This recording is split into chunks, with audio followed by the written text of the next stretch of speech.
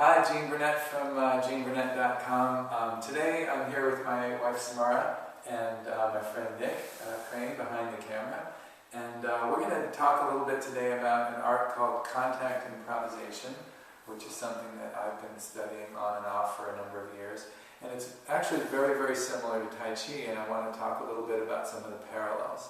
So, one thing is that Tai Chi and also contact improvisation are, in my opinion at least, not really performance arts.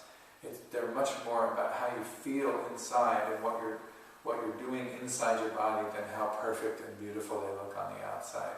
I'm not a big fan of tournaments and judging Tai Chi forms. They make people spend so much time and energy trying to perfect the outer form of Tai Chi, or even the inner skeletal form, without focusing on the functions. Like, what are you actually doing these movements for? So we're going to start off with just a little Tai Chi. So Samara and I are going to be doing some basic push hands exercises. And these are like choreographed. We know what we're doing here. When she gets that push on the shoulder, she shrugs it off and pushes me. We're trying to yield very soft when the other person's pushing, and then we're going to do our nice firm push after we do that. So here, she'll push, I yield, I push, she yields and rolls me back or deflects or something like that. So there's all kinds of ways in which you can, choreograph these situations, but what we're really doing is trying to off-balance each other. So when we go to more free hands, she's trying to find a way to make me lose my balance. And in tournaments, losing your balance means moving your feet, but here, we know when we've lost our balance. You know when you've lost it. If she pushes me again, see, I moved. She made me move my feet, but I didn't really lose my balance. Push again, please. See, that's not a problem. But if she pushes me and gets my balance, then I know I've lost my balance, right? And at the same time, she doesn't want to lose her balance when she's pushing me. So when she pushes, she wants to settle into a nice, comfortable, ready, neutral position in case I come right back. So this is not the be-end, all-end of Tai Chi. This is just a training exercise. It's a game to see if we can understand each other's center and our perimeters and where we're potentially off-balanceable. So in order to push her, I have to kind of line up 3 points. I have to line up my contact with her, my center, and my contact with the ground. Those 3 points have to be in a line firmly, and I have to connect them to her. 1, 2, 3, or 1, 2, 3. So I have to line up all 6 of those, and then I can push. The problem is that when I line up my 3 points to her 3 points, she has what she needs to push me, so she can push me at that moment. So we have to be sneaky. We have to hide our center. We have to hide what we're doing and try to be slippery, and then, oh, she's got me, boom. So it's a training game to try to hide your center while the other person is trying to seek it while protecting their own. So it's kind of an interesting game, right? So in contact improvisation, we still focus on those same points, except we're totally cooperative. We're not trying to hide our center at all. In fact, we're giving up our center willingly, so we're going to get away from that post there. And so if we're doing contact, we're going to press into that point of contact between us. And here's my 1, 2, 3. Here's her 1, 2, 3. So we're going to feel into that pressure, and we're going to become basically one creature that has 4 legs and 1 center. So she's leaning into me, and I'm cooperating. If she went flying off that way, so would I. I would try to be there for her. If she fell that way, then I'm going to try to get there before she does, because we're cooperating with each other. So we're constantly keeping that same structure, working on those same points, except we're not martial. I'm not thinking, oh good, I can boom, boom. I'm not thinking any of that. See, I'll give up my weight totally and just spin around on her like that, or she can land on me. And we can do all kinds of cool stuff because we're cooperating and willingly giving up our center. So if she rolls somewhere, I want to go with her. Wherever she goes, I'm going. I want to give her support, so that whatever she thinks she might want to do next, I'll be there. And same for me. She's giving me that support. So wherever I go, whatever I'm trying to do, she'll be there to support me. And we listen. And sort of see who's initiating, who needs to yield, who needs to press, and who needs to do what. So it can be done with music, it can be done without music, it can be done as a performance, it can be done as just a casual exercise or a fun thing to do at a community dance or whatever. So now what we're going to do is we're going to do a little bit of contact and let Nick film it, and then Nick's going to do some contact with Samara, and I'll film that, and then I'll do some contact with Nick and Samara. Or did I say that already? I'll do some and she'll film it, and then I'll do some and they'll do some, and then we'll edit it all together and show you some of the good stuff.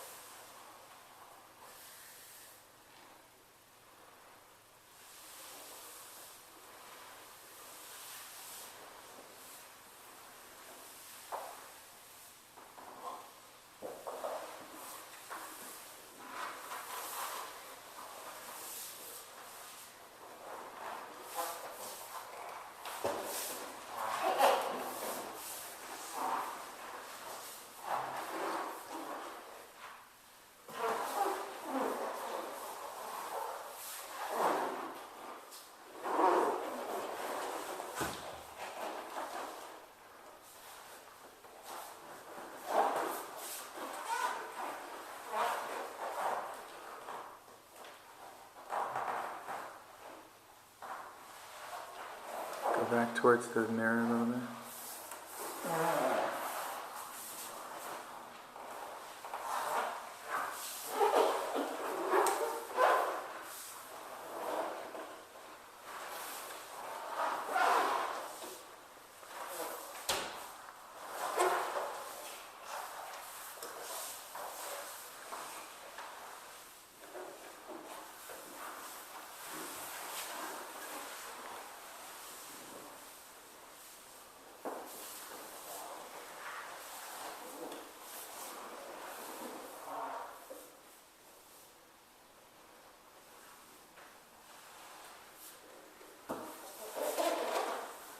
Awesome.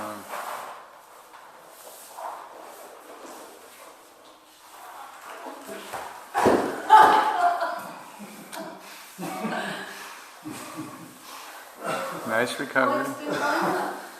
Good recovery. Hi, I just want to mention too that all three of us have done Tai Chi and Tai Chi together, and we have our particular kind of take on this. There's lots of different ways to do contact with really light contact and really acrobatic, crazy stuff. Being more Tai Chi oriented, we might be a little bit more condensed and a little more pressury than other dancers. Also, we have to include whatever our injuries are. Like my low back's bugging me, or Nick's knee is bugging him, or one of our ankles got sprained or something. We talk about it. We'll say, hey, my ankle's a little off, but really I just have to, protect that as I go. So if this foot was all messed up, I would do my dance, by minimizing my contact with this foot. So in this case, we're feeling pretty healthy. All right, no big injuries. My low back's a little tweaky, but not too bad. So here we go.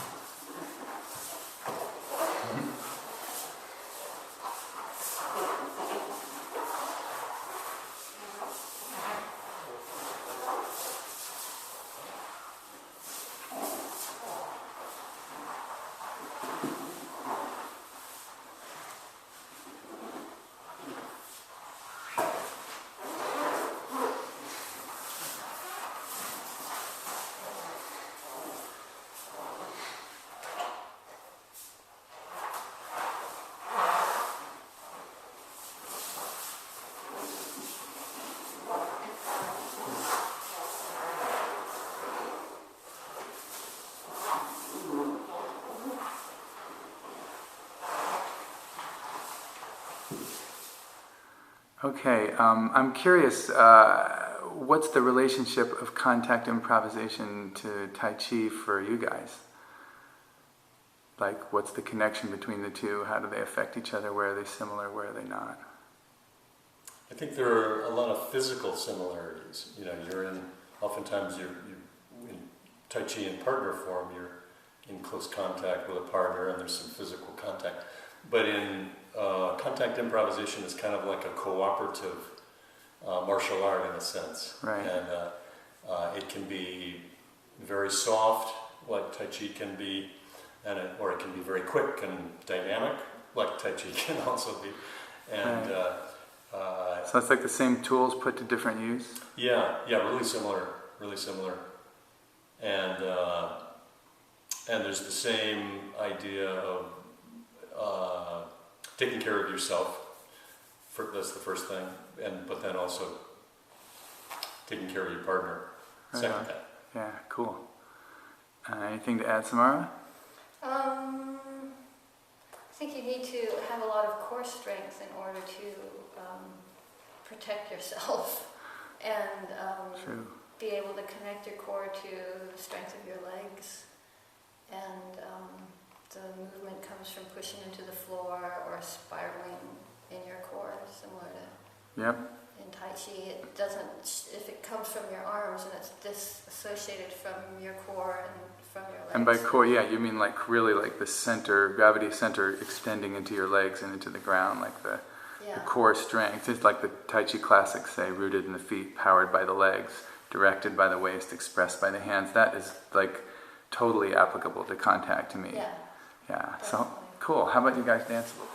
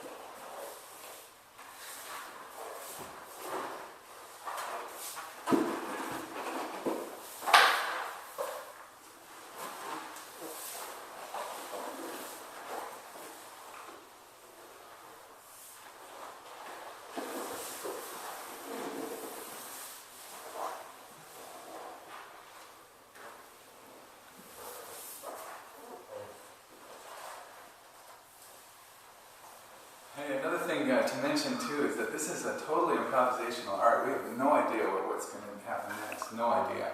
So we're pressing and we're listening, and we have to be willing to do nothing, especially when the camera's on. That's not always easy. To do nothing and just listen for where that balance point is going to shift to next. Sometimes when you see it go by pretty fast, it just looks like a tangle of arms and legs, but really we're listening that whole time, and it's a lot like sparring and a lot like skiing or surfing or things where you really have to tune in, because if we go blank or mind drifts off somewhere, the other person can get hurt. So we have to listen to that. Where is that contact? Where is it going? What is she doing? What does she want to do? What do I want to do? Sometimes we just lean in and do nothing, and then it'll become clear that there's a movement coming and that we need to follow that. So here we go.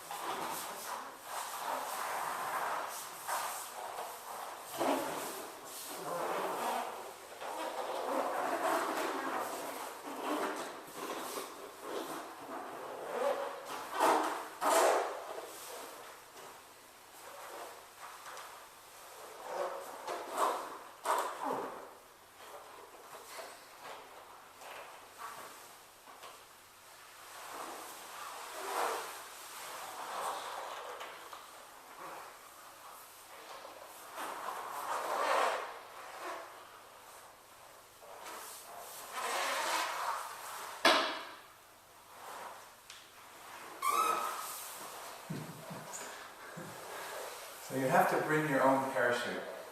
Whenever you go in one of these lifts or do one of these crazy things, you have to be willing to come all by yourself to the ground. It's great to have support, but I don't go out to some crazy place where I have no idea. If she vanished, I would figure out how to get to the ground. So we take responsibility for ourselves, but we also trust and support each other a lot while we're doing this kind of dance.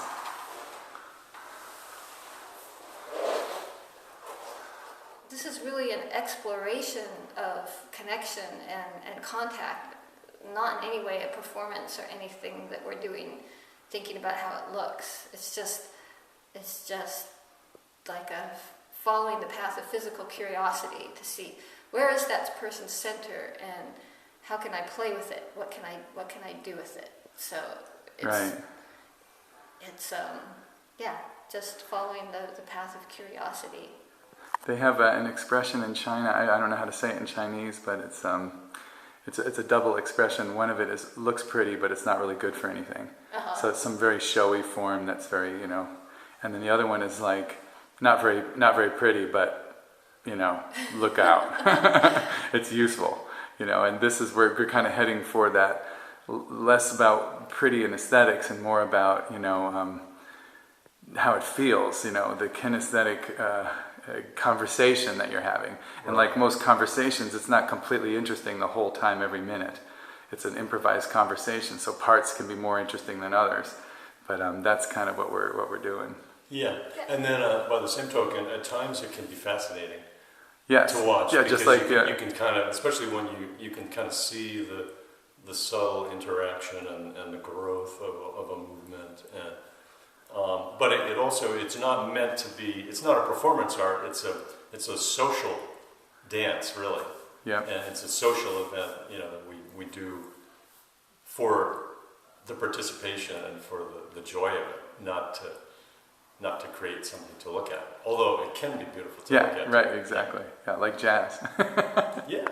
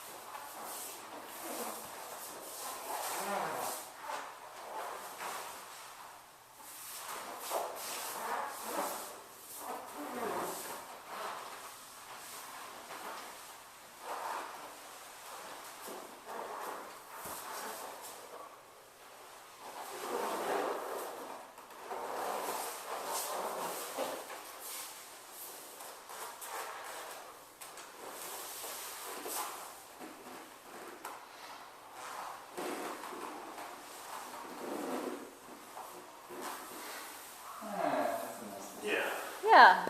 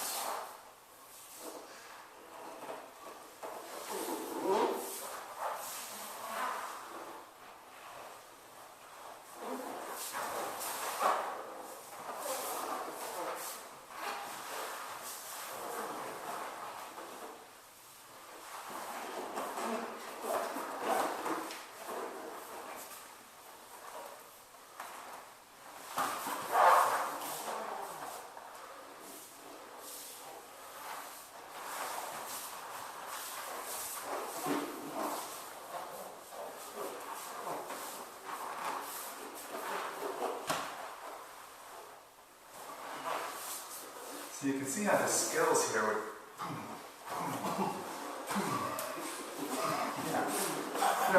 feeling, center of gravity and striking and moving and feeling the center and throws and all that stuff. It's all connected. We're just doing it nice because we're doing contact instead of martial arts, but the skills really translate over.